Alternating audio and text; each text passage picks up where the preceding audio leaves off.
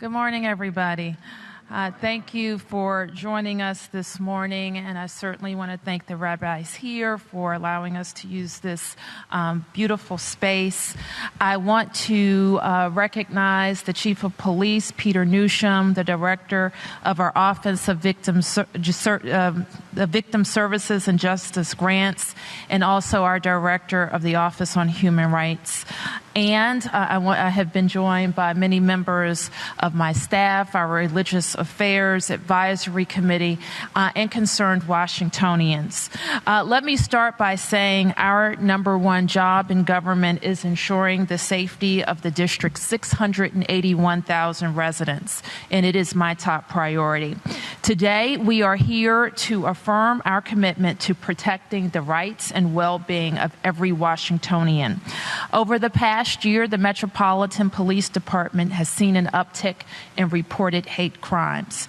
Chief Newsham will talk more about how we monitor and certainly how we will address these incidents of hate in our city. He'll also give you details of MPD's ongoing work to combat hate crimes across the district. We, of course, want to see the number of hate crimes brought down to zero. However, the increases that we're seeing show that our residents are more comfortable and more knowledgeable about reporting unlawful behavior and harmful treatment. We cannot have a safer city if people are afraid to come forward and report crime when it happens, whenever it happens, wherever it happens. So the incidents that Chief Newsham will describe underscore the need for each of us to hold people accountable for their actions. My goal in the district is to be for the district, and I know I echo the sentiment of Washingtonians across our city, and that is that everyone feels welcome and is welcome in our city. We are a place of tolerance and respect, a place where every resident has a pathway to opportunity. We are indeed a Washington that values respect, inclusivity, and diversity. Whether you're black or white, straight or gay, whether you're new to the city or you've been here your entire life, my administration is committed to ensuring that our government protects you. You deserve a city that values inclusion and diversity, and that's what we'll continue to be. Those are DC values. We also know that our transgendered neighbors across the city face specific challenges. We remain committed to redoubling our efforts to protect them. In a few minutes, Director Palacio will take time to talk more about our renewed commitment to enforcing our gender identity and expression policies here in the district. I also want to remind everyone that 911 is there for you to call for any suspected crime. Call 911 and the knowledgeable operators will know how to get you assistance. And if you believe you've been treated unfairly or discriminated against based on your race, color, sexual orientation, or gender identity, please don't hesitate to file a complaint with our Office on Human Rights. So at this time, I'd like to turn to Director Garcia, who will talk more about our programs.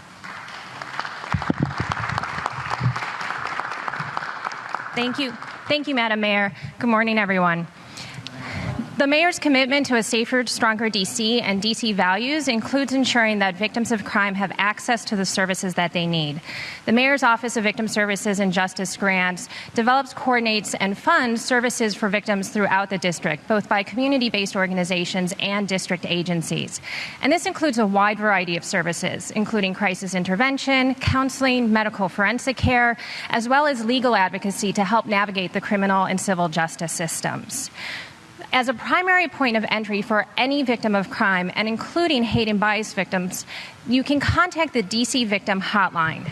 The DC Victim Hotline is a 24/7 free confidential resource that any victim in all 8 wards of the district can get help, support, and referrals to agencies to meet their needs.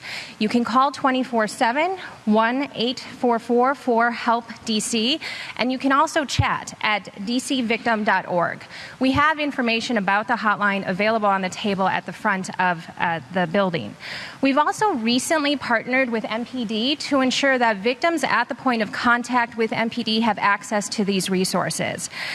All patrol officers have a palm card that includes the information about the DC hotline that they can provide to victims when they're responding to 911 calls. And so we hope this partnership will provide increased access for victims of hate and bias crimes and all crime victims in the district to get the help that they need to repair the harm that they've experienced.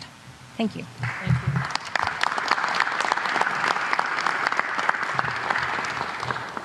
you. Okay, good morning.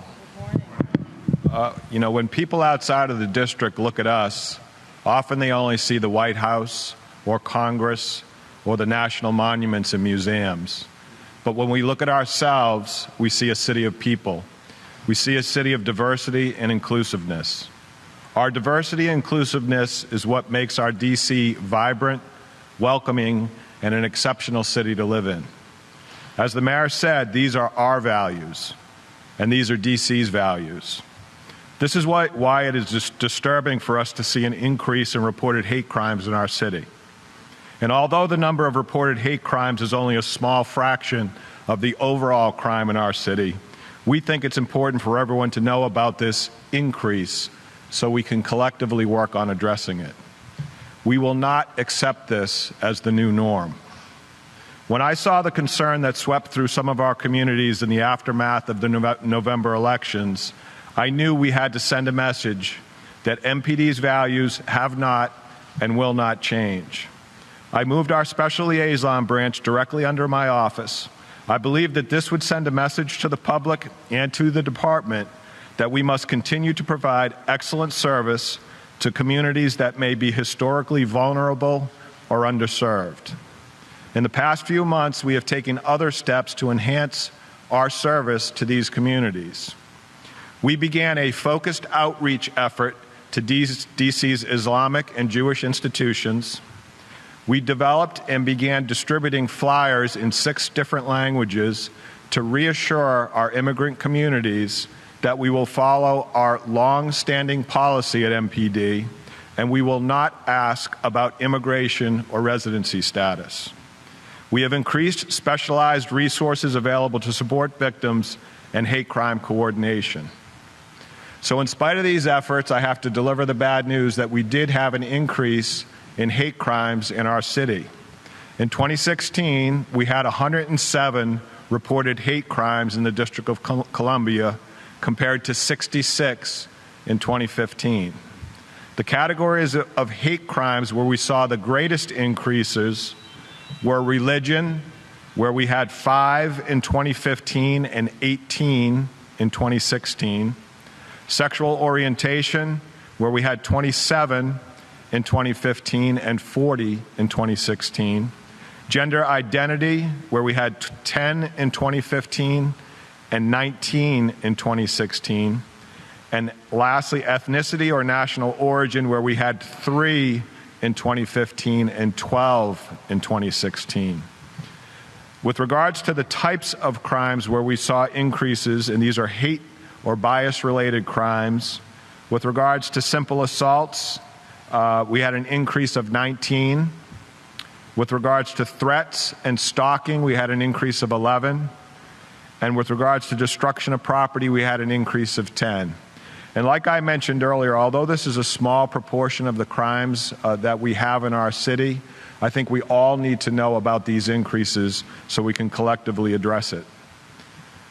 I know this information can be disturbing, particularly to members of the affected groups, but I want our community to rest assured that the Metropolitan Police Department is committed to finding those responsible and putting an end to hate in our community.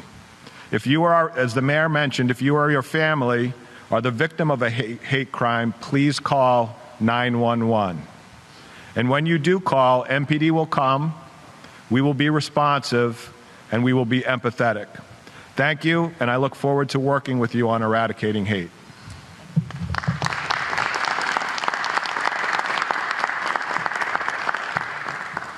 Good morning, everyone. I'm a little shorter than the chief, so I'm going to move the mic. My name is Monica Palacio. I'm the director of the District of Columbia, D.C. Office of Human Rights, and I'm extremely pleased to lead a government agency that enforces civil rights for people every day in our city. I want you to know that the district has the most expansive civil rights protections in the nation, and not least among them is gender identity and expression, which have been protected traits under district law since 2006. This means discrimination in employment, housing, public accommodations, or educational institutions based on gender identity or expression is prohibited in our city.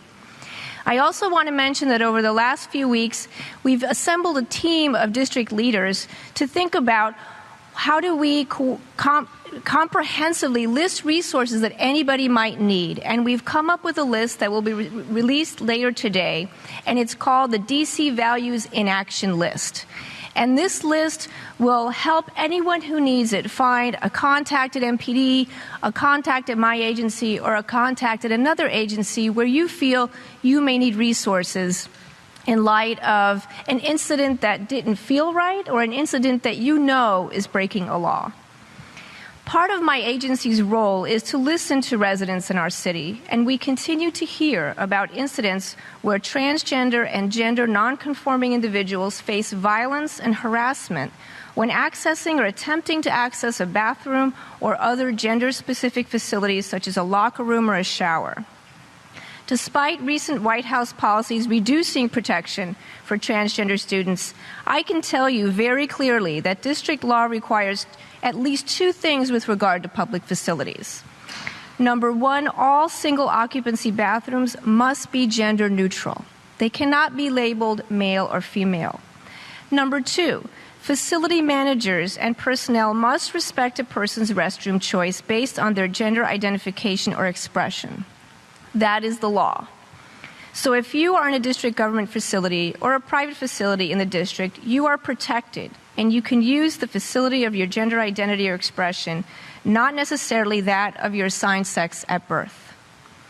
These protections are not limited to use of restrooms or locker rooms. They also extend to equal rights in the workplace, in housing, or in schools. Individuals have the right to choose the pronoun she or he wants used, and also the right to wear a uniform that respects their gender identity.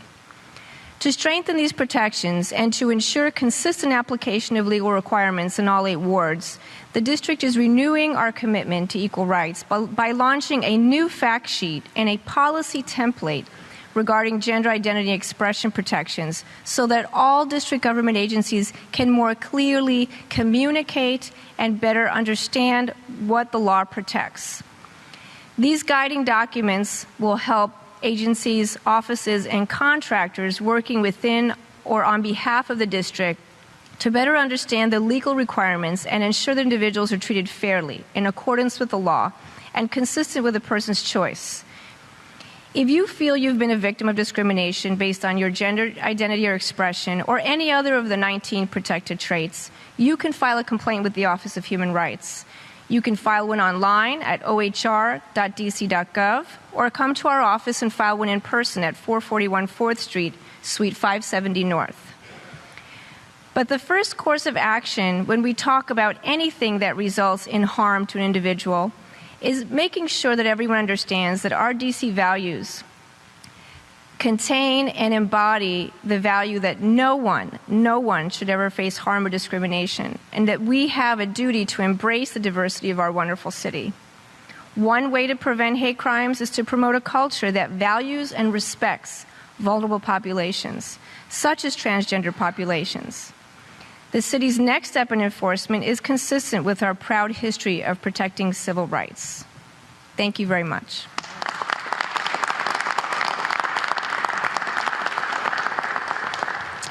I want to thank each of our directors for all the work that they are doing to make sure that we keep all of our residents safe.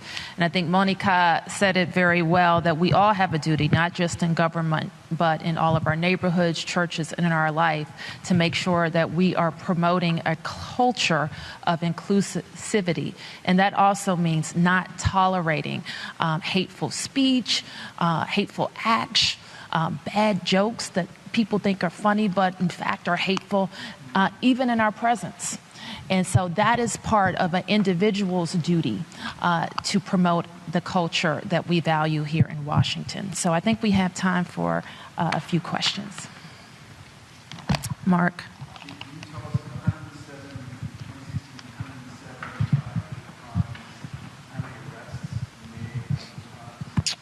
I don't have that information, but I can provide it for you. With regards to the 107 reported crimes, how many arrests we've had, I can get you that.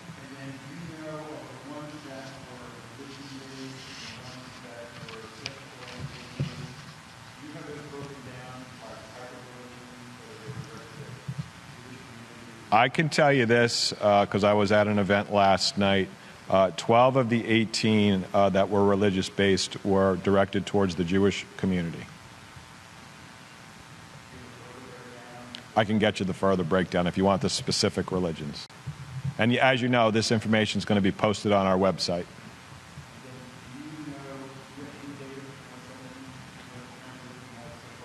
We have had some reported incidents of hate so far this year. One of the things that you need to know about the way that we capture hate statistics in the District of Columbia is that when our first responders respond to a call, whenever there's an indication, even slightly, that there perhaps is hate or bias in the motive for the crime, then the police officer is required to note that, the first responder. And then we do a follow-up with investigators to make sure that it actually is a hate crime. And so that's why we release the statistics at the end of the year, because it can change based on that investigative analysis. Yes, sir.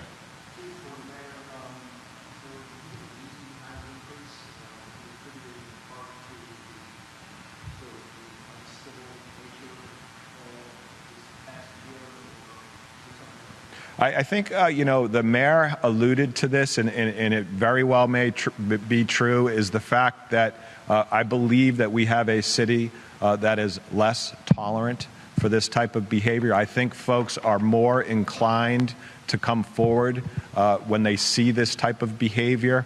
I'm hopeful that the relationship that people have with the police department and the trust that we're working on every single day is something that will give people more of a feeling of trust when they want to report something like this. So that could have contributed to the increase. And it could be because people have become more emboldened because some of the things that we've seen nationally. So I think that it's really important for us that we do make this data publicly available, and then we can all kind of give it some thought. First of all, how we can prevent it from occurring moving forward, but also maybe some of the root causes of it. I just might add, there was a story I read, it may have been in today's paper, about an arrest and the prosecutors following the recommendations of the police department in a homicide of a transgender person in our city. And when I read that article, what it said to me was that many times people don't come forward because they are scared themselves of how they would be treated by police or be treated by the system. And I think that seeking justice, certainly in this case, demonstrates and should demonstrate to everyone, calling 911, you're going to get help. You're going to get help. And that we are going to enforce the law to its fullest extent.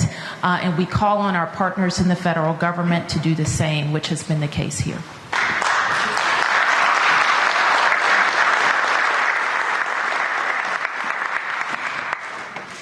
Anybody else? Sam. Yes, Mayor. Is there any significance, or what is the significance of the array of people you have up there? Certainly.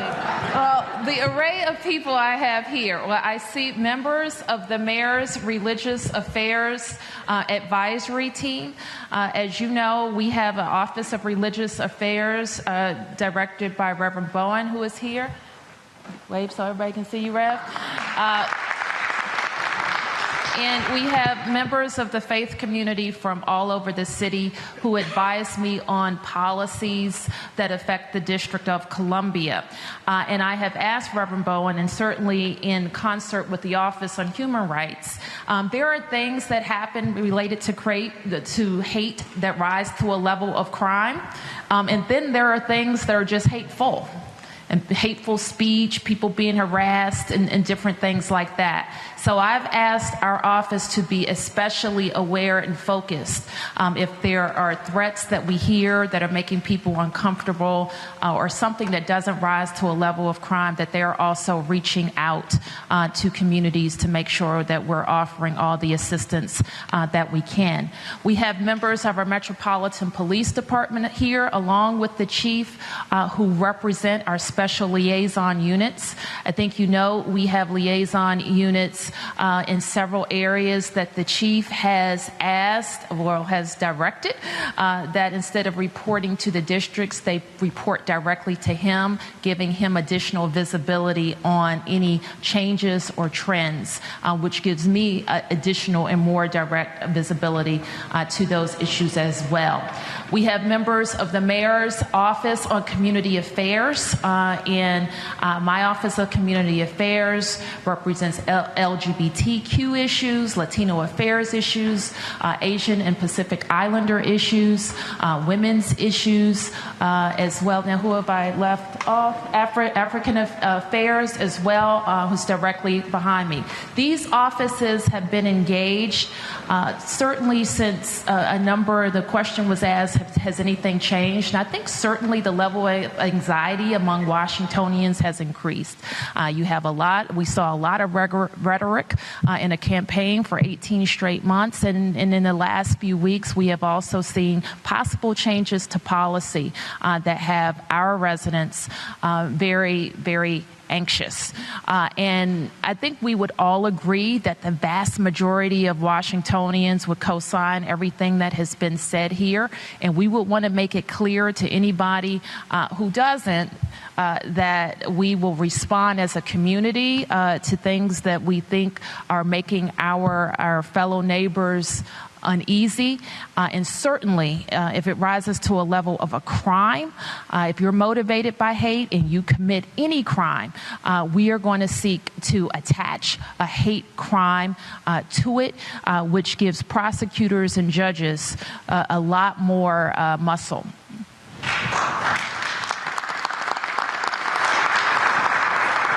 There are no further press questions. Kate Ryan, WTOP. Sorry. Yes, ma'am. Just briefly, quick question for you on how do you help people understand if they're saying, oh, you're trying to assign special rights. Sometimes when we say we want equal rights, people say you're trying to give other people more rights. How do you push back against that argument?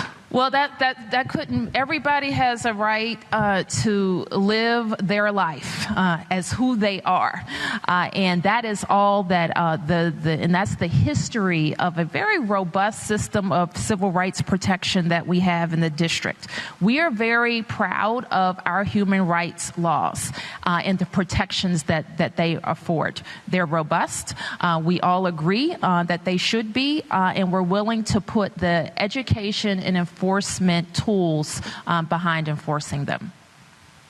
Yes. Can I ask you, Chief Newsham, have you been able to close any of the specific cases from 2015 or 2016 and learn the motivation behind a specific one of these crimes? Can you share with us a specific case and what the motivation was that you learned? I think it was pretty fairly well documented in the media when we had a series of issues in the Chinatown area where swastikas were being put around the area. We did make an arrest in that case, and the way that we will work a case like that is we'll get as much information as we can, as possible, to prove the motive. That's a burden that we have to prove for the prosecution. But like the mayor said, the prosecutors, it gives them an ability to charge 1.5 times the penalty when there is hate or bias that is the motive for the crime. So whenever we have, and the homicide that the mayor talked about, what that requires of our investigators is to do a little bit extra digging to get to the motive in the case, and we're more than willing to do that, particularly with anything that's motivated by hate or bias. Last question, please. Any trends across? I'm sorry, microphone. Did you see trends in timing of these, the increase the later in the year, the summer? Was it evenly spaced across? If you could just repeat your question. Was it evenly spaced across the year, or did it occur? Yeah, there was. I think that a lot of people. Well, the question was whether or not if there was a particular point in the year where we saw an increase, and the answer to the question is no. It seemed like a steady increase throughout the year. A lot of people kind of pointed to the election as the point where there was an increase, or after the election, but that's not the case. If you look at the statistics, and they'll be made available, and the times when these cases were reported to the police, it's spread out pretty evenly throughout the year. Mark, last question. Can you tell us what the trend is with relation to complaints for violations of what your office enforces? We are not. Sex, race, and disability are the top 3 protected traits for which complaints are filed most frequently at our office. There is no trend that aligns with the trend noted by MPD. Decrease in complaints for complaints? No, the same. Approximately the same, yes. Thank you, everybody. Thank you.